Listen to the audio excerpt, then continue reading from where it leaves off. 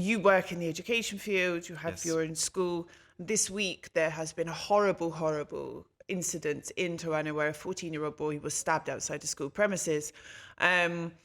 And I mean, I'm from the UK, and this sort of incident happens regularly in the UK.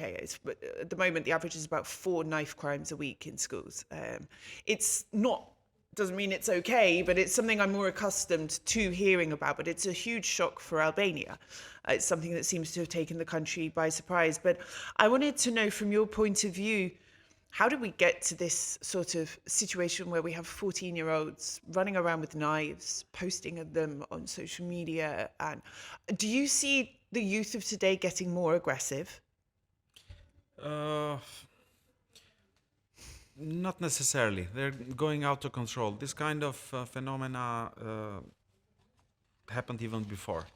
When you compare it to the UK, it's a bit difficult to compare it because the problem is that UK, well, you can have 4 incidents, but there are how many inhabitants in Yeah, UK? it's true, yeah. So if you make the proportional comparison, then it's not that different. So we had these things before, but now they're getting more. I think that the youth, young people, are getting more irresponsible, and this is because of the kind of models that were showing up, promoting on Yeah. on media, on social media especially, which are Gangsters, do not have violence, any kind of drugs. filter, of course. So someone who's 14 years old today, he will be on WhatsApp with group of young people.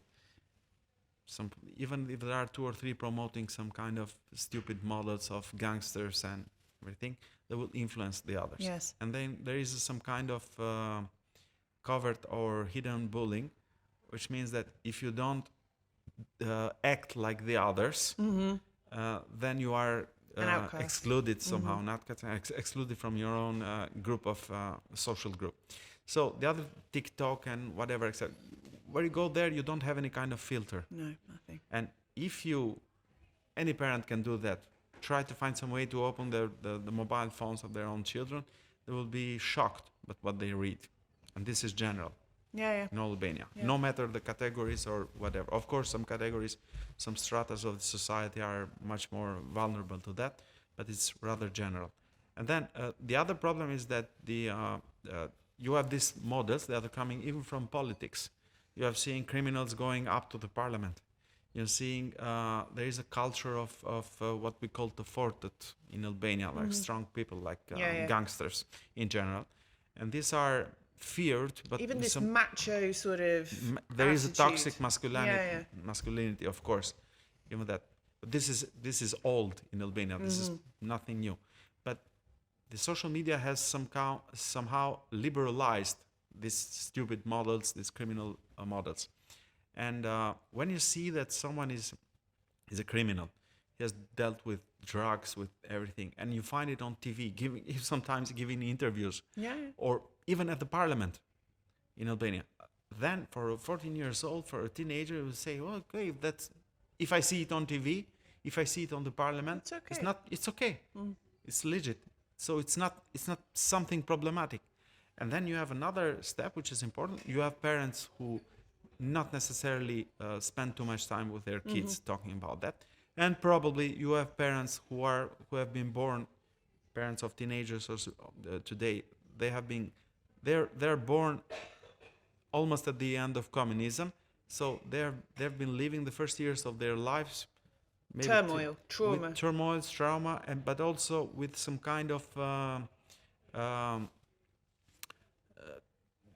subsistence culture, in the sense that you have to survive. Yes. And in order to survive, you have to forget any kind of value, any kind of norm, any kind of principle, which was not the case, for example, with my parents who were born in another era, in another era in which people still went to church, to mosques, or who all the neighborhood was trying to impose to them some norms, some values, some principles. So it's a totally new generation, and it's left to itself. It's left to social media. It's left to the influence of bad models. Then the teachers, and this is another big problem, the teachers have been disarmed. which means today the authority of the school, of the teacher, is almost zero.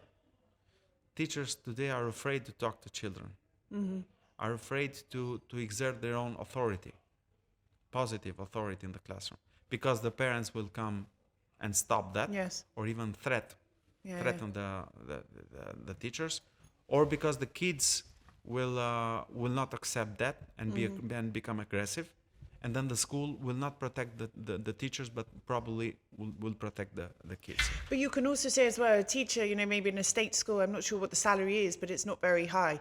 I think if they're not getting paid a lot, the motivation to care much is not as strong as it would be. And also, if you've got 40 kids in a class, 30, 40 children, and like one or two teachers, I think when you put all of these together, it becomes unmanageable for teachers to stay on top of troublesome students. I don't think it's necessarily a problem of salary.